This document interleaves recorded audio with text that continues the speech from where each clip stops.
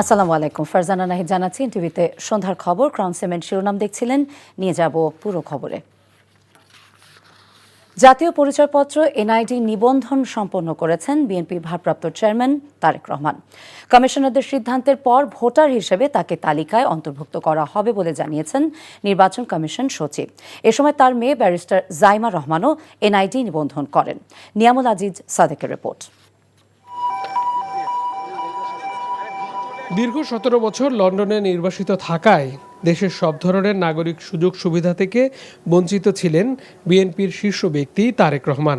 নির্বাচন কমিশন বিশেষ ক্ষমতা বলে তাকে ভোটার হতে নিবন্ধনের সুযোগ দেন। সকাল থেকেই তাই কড়া নিরাপত্তা ব্যবস্থা ছিল পুরো আগারগাঁও এলাকা জুড়ে। প্রথমে তারেক রহমানের সহধর্মিণী জুবাইদা রহমানের সঙ্গে মেয়ে জাইমা রহমান ভোটার নিবন্ধনের জন্য আবেদন করেন। দুপুর ১টায় তারেক রহমান কমিশনে এসে চোখের আইরিশ, ফিঙ্গারপ্রিন্ট ও তথ্য শনাক্ত করে স্বাক্ষর দেন। নিবন্ধন কমপ্লিট করা গেলেও এখানে আমাদের প্রসেসের জন্য সময় লাগে, কারণ এটা আপলোড করে আপনার ওনাদের ফিঙ্গারপ্রিন্ট এবং সিগনেচার ম্যাচিং, ফেস আইডি সেগুলোকে ম্যাচিং করতে হয়। ম্যাচিং করার পরে কনফার্ম হলে তখন আর কি ওনাদেরকে একটা ভোটার আপনার আমরা এনআইডি নাম্বার যেটা বলি সেই নাম্বারটা দেওয়া হয়। এটা করতে কিছু সময় লাগবে। তারেক রহমানকে ভোটার হতে পুরো কমিশনের সম্মতি লাগবে বলে জানিয়েছেন সচিব। বলেন, সম্মতি পেলে ২৪ ঘন্টার মধ্যে অতিরিক্ত ভোটার তালিকায় তিনি অন্তর্ভুক্ত হবেন। কমিশনের সিদ্ধান্ত, কমিশনের অনুমতি দুভাবে পাওয়া যায়। একটা হচ্ছে আনুষ্ঠানিক সভা করে, আর একটা হচ্ছে নথির মাধ্যমে। এখন কমিশন যে পদ্ধতিতে অনুমোদন করবেন সেটা আমরা নথি উপস্থাপন করব নিষ্পত্তির জন্য। কমিশন যদি বলেন যে সভা করবেন তাহলে সভা করবেন, আর যদি মনে যান নথিতে প্রক্রিয়াজাত করে দিবেন, এটা তো কমিশনের এখতিয়ার। ঢাকা ১৭ আসনে ১৯ নং ওয়ার্ডে ভোটার হিসেবে তিনি ও তার কন্যা তালিকাভুক্ত হচ্ছেন। Niamul Aziz Sadek, NTV news, Dhaka. জুলাই অভ্যুত্থানের অন্যতম যোদ্ধা এবং ইনকিলাব মঞ্চের মুখপাত্র শহীদ শরীফ ওসমান হাদী হত্যার বিচারের দাবিতে ফের উত্তপ্ত হয়ে উঠেছে রাজধানীর শাহবাগ। সাময়িক বিরতির পর আবারও সড়কে ছাত্র জনতা। তাদের স্পষ্ট ঘোষণা, হত্যাকাণ্ডের পরিকল্পনাকারী এবং এতে সরাসরি অংশ নেয়াদের গ্রেফতার এবং বিচার নিশ্চিত না হওয়া পর্যন্ত রাজপথ ছাড়বেন না তারা। নাহিদ প্রিন্সের রিপোর্ট। শীতের দুপুরে রোদের তেজ যতটা না প্রখর, তার চেয়েও বেশি উত্তাপ ছড়াচ্ছে শাহবাগের এই জমায়েত। যতটাই সম্ভব আঙ্কেলের খুনিদেরকে ধরে তারপর তাদেরকে শাস্তি দেওয়া উচিত। হাতি আঙ্কেলের হত্যার বিচার চাই। পিচ ঢালা কালো রাস্তায় যে রক্ত লেগে আছে শহীদ শরীফ ওসমান হাদীর, সেই রক্তের প্রতিটি ফোঁটা আজ যেন এক একটা স্লোগান হয়ে ফিরে এসেছে। শাহবাগ আজ কেবল একটি মোড় নয়, শাহবাগ এক বিষাদ মাখা দ্রোহের নাম। এমন একটা বীরের মতো মানুষ মরে গেছে, উনার বিচার পাচ্ছি না এখনো।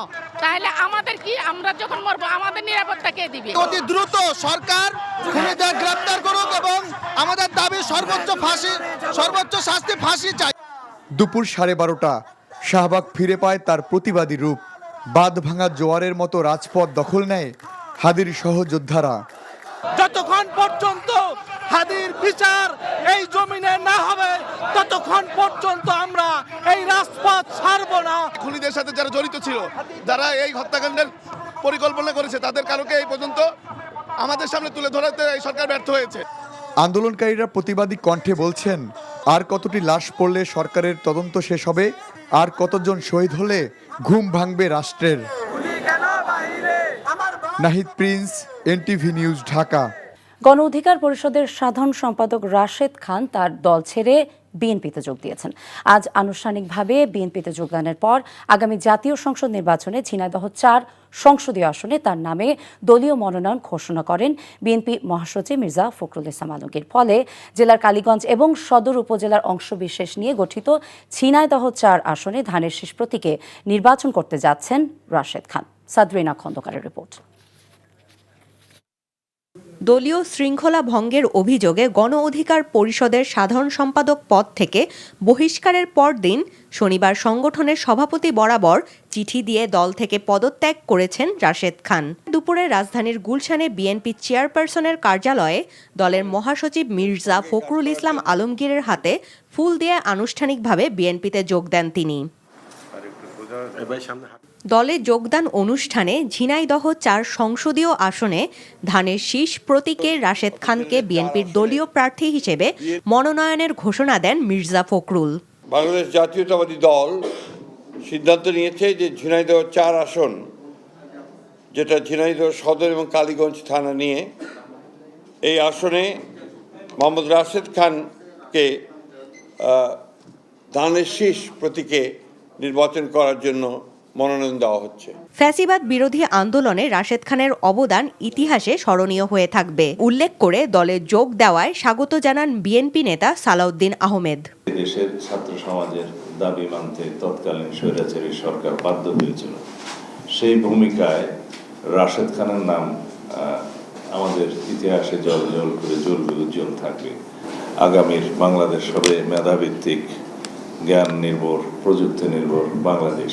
সেই লক্ষ্যেই আমরা রাশেদ খানকে স্বাগতম জানাচ্ছি। দলে যোগ দিয়ে রাশেদ খান বলেন, নতুন দেশ গঠনে সংস্কার, বিচার ও সুষ্ঠু নির্বাচনে তারেক রহমানের নেতৃত্ব গুরুত্বপূর্ণ ভূমিকা রাখবে। তারেক রহমানের নেতৃত্বে দেশ ও মানুষের জন্য কাজ করার প্রতিশ্রুতি দেন তিনি। আমি মনে করি নতুন বাংলাদেশ গঠনে তার নেতৃত্ব দেশ এবং জনগণের জন্য অত্যন্ত প্রয়োজন। আমি বিশ্বাস করি সংস্কার, বিচার এবং সুষ্ঠু নির্বাচনের ক্ষেত্রে জনাব তারেক রহমান গুরুত্বপূর্ণ ভূমিকা রাখবেন। আমি রাশেদ খান আজকে বিএনপিতে যোগদান করেছি এবং জনাব তারেক রহমানের নেতৃত্বে ইনশাআল্লাহ দেশ এবং জনগণের জন্য সংগ্রাম করে যাব, কাজ করে যাব। সাদরিনা খন্দকার, এনটিভি নিউজ, ঢাকা। বর্তমান অন্তর্বর্তীকালীন সরকার কোনো দলের বা কারো পক্ষে নয় বলে জানিয়েছেন পররাষ্ট্র উপদেষ্টা মোহাম্মদ তৌহিদ হোসেন। দুপুরে ভোলায় ভোটের গাড়ি ক্যারাভ্যানের উদ্বোধন অনুষ্ঠানে এসব কথা বলেন তিনি। জানান, আগামী বছরের 12 ফেব্রুয়ারি জাতীয় সংসদ নির্বাচন উৎসব মুখর পরিবেশে অনুষ্ঠিত হবে। আগামী ফেব্রুয়ারির 12 তারিখে নির্বাচন হচ্ছে। সবাই এটাতে, সব রাজনৈতিক দল এটাতে অংশগ্রহণের প্রস্তুতি নিচ্ছে এবং আমরা আশা করি যে খুব উৎসব মুখর পরিবেশে এই নির্বাচন অনুষ্ঠিত হবে। এবার আমাদের লক্ষ্যটা হচ্ছে যে ভোট দিতে চাইবে অথচ দিতে পারবে না, প্রতিনিধি নির্বাচন করতে চাইবে অথচ সেই প্রতিনিধির দেখা পাবে না, এরকম পরিবেশ যেন সৃষ্টি না হয়, এটাই ছিল লক্ষ্য। নির্বাচন সুষ্ঠুভাবে হবে, যারা নির্বাচনকে বানচাল করার চেষ্টা করবে তাদের প্রতিহত করা হবে বলে জানিয়েছেন শিল্প উপদেষ্টা আদিলুর রহমান খান। মাদারীপুরের মঠের বাজার এলাকায় জুলাই আন্দোলনে নিহত শহীদ নাইমুর রহমানের কবর জিয়ারত শেষে তিনি এসব কথা বলেন। এর আগে উপদেষ্টা শহীদ মামুনের কবর জিয়ারত করেন, জুলাই স্মৃতিস্তম্ভে ফুল দিয়ে শ্রদ্ধা জানান। এ সময় উপদেষ্টা বলেন, সরকার চেষ্টা করছে বাংলাদেশের মানুষকে নিরাপত্তা দেওয়ার জন্য। দেশের মানুষ আগামী নির্বাচন যাতে সুষ্ঠুভাবে হয় সেজন্য সহযোগিতা করবে বলেও আশা প্রকাশ করেন তিনি।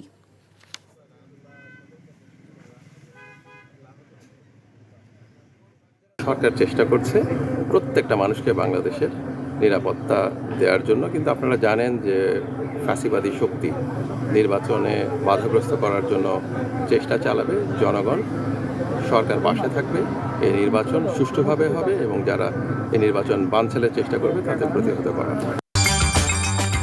এই ছিল সন্ধ্যার খবরে। এই খবরের ভিডিও সবটি জানতে ভিজিট করুন এনটিভি অনলাইন www.ntvtv.com। এছাড়া এনটিভি জনপ্রিয় সব অনুষ্ঠান এবং খবরের আপডেট জানতে ভিজিট করুন আমাদের ইউটিউব এবং ভেরিফাইড ফেসবুক পেজ। রাত 10:30টায় রাতের খবর দেখার আমন্ত্রণ রইল। সবাইকে ধন্যবাদ।